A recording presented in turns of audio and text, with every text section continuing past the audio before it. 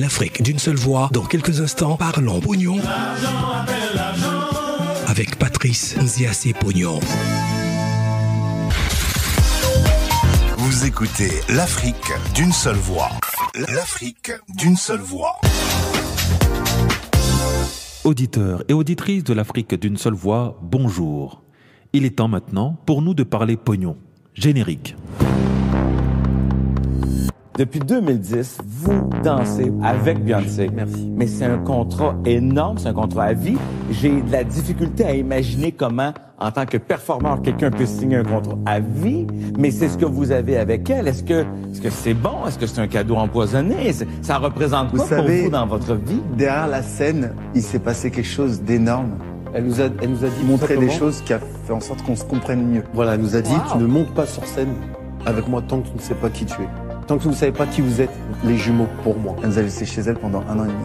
Donc il fallait absolument qu'on apprenne de nous-mêmes et de comprendre pourquoi les jumeaux est si spécial. Tant qu'on n'a pas compris le pouvoir des jumeaux, on ne pourra pas rentrer. On est monté sur scène avec elle en 2011, mais on est avec elle depuis 2010. Ah ouais, depuis un moment. Bonjour, chers auditeurs et auditrices. La communauté afro est celle qui parle en ce moment le plus d'entrepreneuriat, de business ou d'investissement sans jamais sortir aucun chiffre.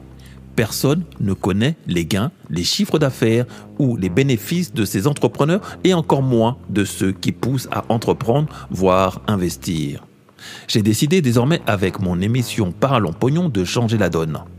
Nous allons désormais parler d'argent, autant généré que dépensé par nos États, nos entrepreneurs et industriels et notre communauté. Sommes-nous rentables? Savons-nous réellement créer des actifs ou de la valeur?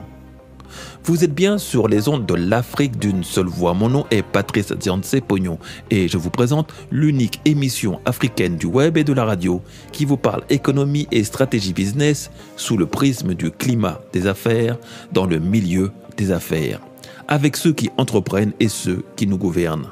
En gros, nous parlons pognon.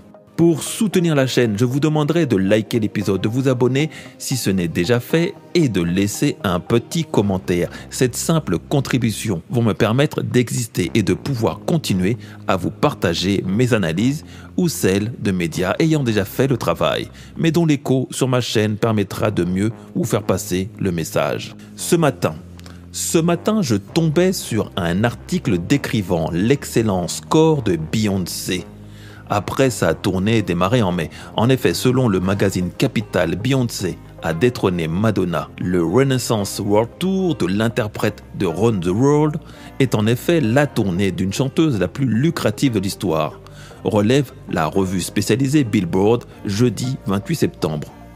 La dernière et 9e tournée de Beyoncé dépasse ainsi le Sticky and Sweet Tour de Madonna, la tournée mondiale réalisée par la star en août 2008 à septembre 2009. La série de concerts débutée en mai dernier, il y a seulement 5 mois, et qui doit s'achever ce dimanche 1er octobre, a permis de récolter la somme colossale de 461,3 millions de dollars, soit 435 millions d'euros, alors que le Sticky and Sweet Tour avait engrangé sur 12 mois 408 millions de dollars, soit 385,3 millions d'euros, selon le Top Billboard Box Score, le classement des tournées.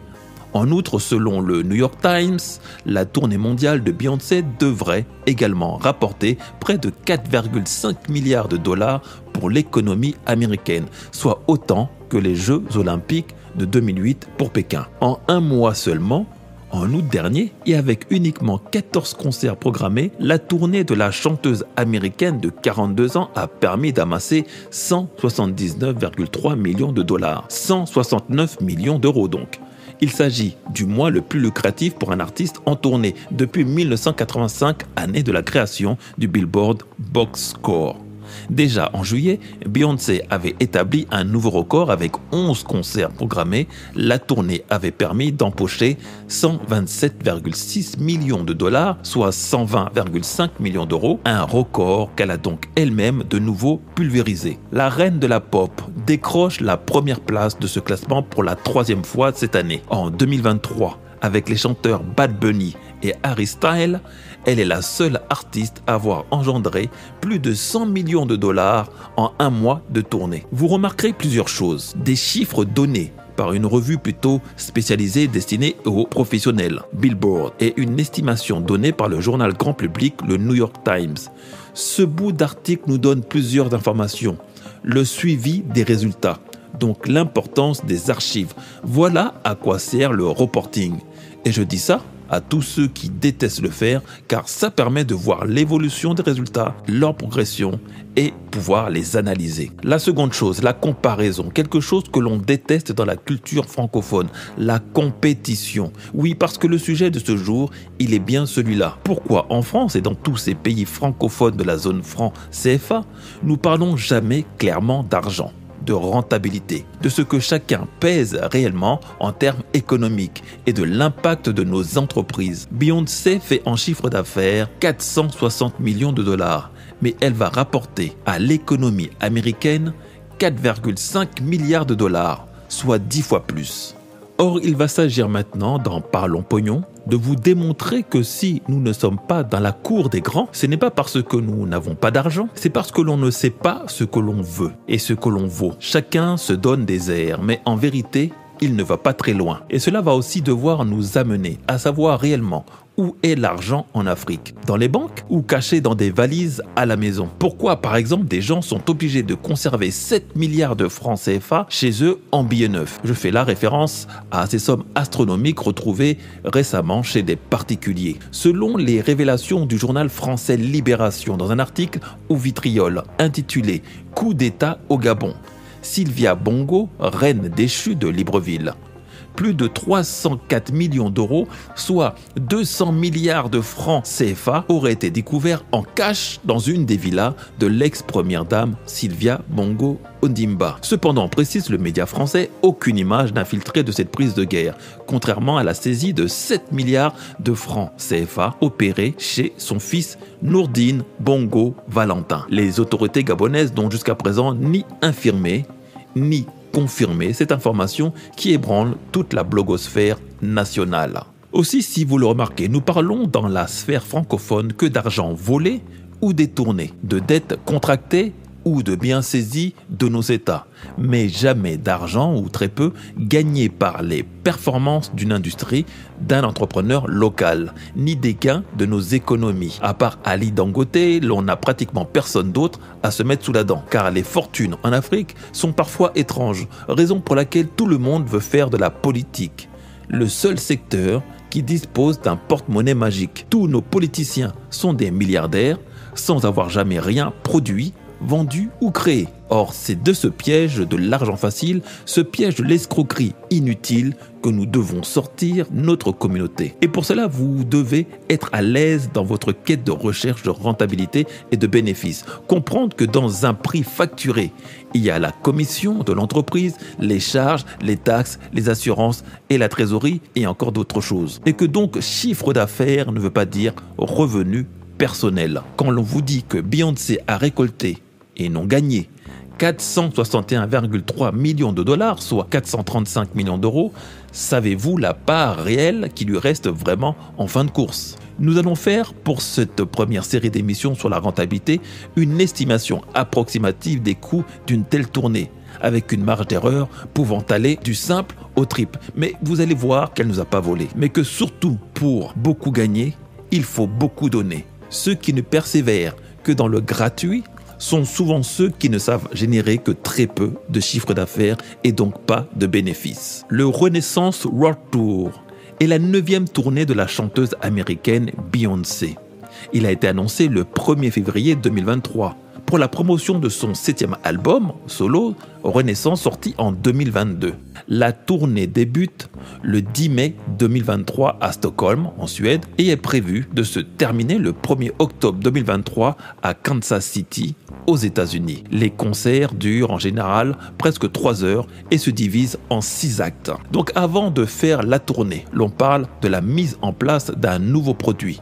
Son disque Renaissance vendu à 275 000 équivalents albums dans les 4 premiers jours, dont 175 000 ventes physiques avec 25 000 vinyles après sa sortie Renaissance et devient aussi le deuxième album le plus écouté en ligne de 2022 après BTS, le groupe coréen, avec 179,06 millions d'écoutes, le premier de toute la carrière de Beyoncé. Avec un album vendu dans le commerce à 16 € en CD ou en ligne et le vinyle à 85 €, on atteint les 6 125 000 de chiffre d'affaires en 4 jours. Mais je pense que cela est très loin de ce que lui aura coûté la mise en œuvre de cet album qui comporte 104 songwriters de très haut calibre, sans compter la trentaine, voire peut-être la centaine de producteurs, de musiciens, de techniciens et tout ce qui entoure la production d'un tel album. L'on parle même pas de la partie promotion. L'amortissement du disque, s'il maintient ce rythme de 5 millions par semaine, s'amortira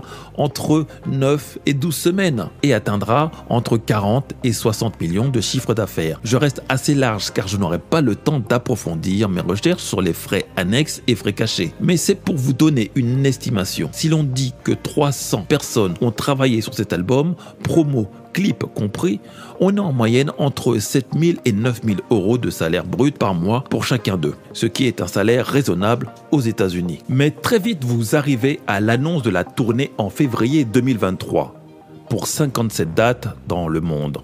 Des témoignages des danseurs et musiciens, l'on parle d'un travail d'arrache-pied et acharné pour préparer cette tournée. C'est dire qu'en plus des répétitions, c'est aussi salle de sport pour tout le monde, du technicien lumière au batteur sur scène en passant par les danseurs. Si l'annonce se fait en février, c'est souvent près de 12 mois avant que les répétitions et préparations commencent. C'est-à-dire que lorsque l'album sort le 29 juillet 2022, le staff est déjà au travail. Donc, l'on peut estimer que même les 60 millions empochés après 12 semaines de la sortie de l'album, cela n'aura pas servi à amortir le disque puisqu'il est déjà réinvesti dans le spectacle à venir. Tout avril 2023, Beyoncé a loué le plus grand stade couvert d'Europe, Paris, La Défense Arena, pour répéter sa tournée. Le staff complet pour cette tournée, tournant facilement autour de 300 personnes nourries, logées et blanchies. L'on est autour de $1 million par jour, selon mes estimations, tout en sachant que la privatisation de l'Arena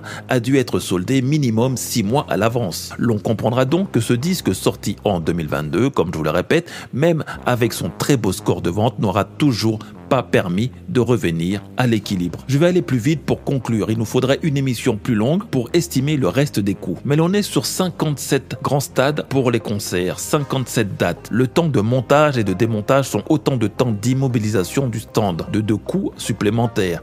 L'on parle alors en plusieurs millions à chaque concert. Je vais me renseigner, voir si, comme beaucoup d'autres tournées, des scènes sont en préparation en parallèle alors qu'elle est encore dans un autre pays. Une tournée comme celle de Beyoncé, tout est pris en charge pour le personnel.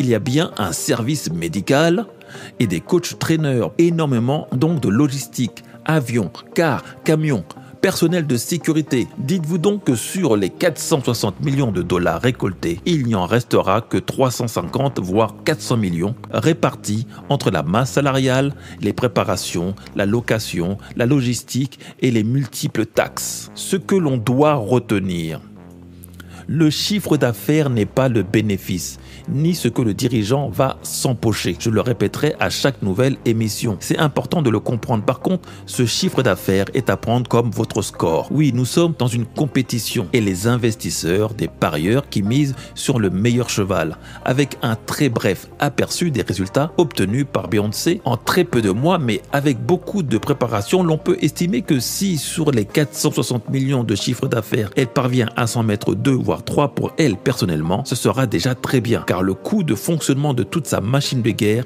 est loin d'être peu coûteux. L'on remarquera que les Américains investissent beaucoup sur la qualité et fournissent beaucoup en quantité. Les billets pour cette tournée étaient en moyenne à $650 pour 3 heures de show où elle en met plein les yeux. Attention donc, quand vous choisissez de mettre un prix haut, il faut lui adjoindre une extrême qualité. Vous devez être irréprochable et les Américains ont cette culture du show que nous n'arrivons pas à avoir chez les francophones, car nous investissons trop peu dans la qualité et restons souvent dans la moyenne, la médiocrité. Parlons pognon, c'est fini pour aujourd'hui. Nous reparlerons de chiffres et de quête de rentabilité au prochain numéro.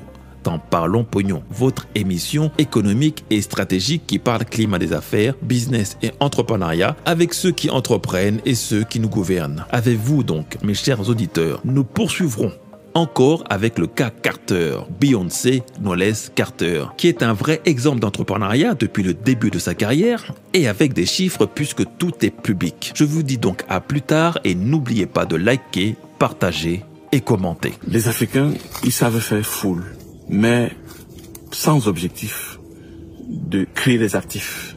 Ils savent se réunir pour faire la fête, ils savent se réunir pour dépenser, mais ils ne savent pas se réunir pour accumuler la richesse, pour créer la richesse et accumuler la richesse. Nous sommes dans un modèle capitaliste aujourd'hui, mais l'Africain est perdu dans ce modèle. Pourquoi il est perdu? Parce que c'est un modèle qui ne correspond pas à notre réalité. Mais oui, nous c'est la masse, c'est la collectivité, c'est la communauté qui compte, ce n'est pas l'individu. Malheureusement, quand on va le dire comme ça, dans le modèle économique qu'on connaît, on a le marxisme. Mais le marxisme, c'est bien pour les Européens, c'est bien pour l'Europe, mais pas pour l'Afrique. Parce que Karl Marx parlait d'une société déjà industrialisée. Donc nous, on ne peut pas appliquer le marxisme en Afrique. C'était l'erreur de nos prédécesseurs, de Sankara, Lumumba, un peu tout ça, l'UPC au Cameroun.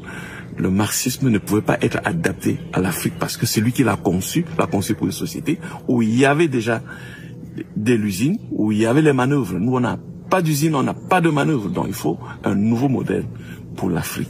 Et c'est ce que j'ai essayé de penser, parce qu'il fallait d'abord penser avant de chercher à le réaliser. Donc, pour que l'Afrique s'en sorte, on a besoin des États forts.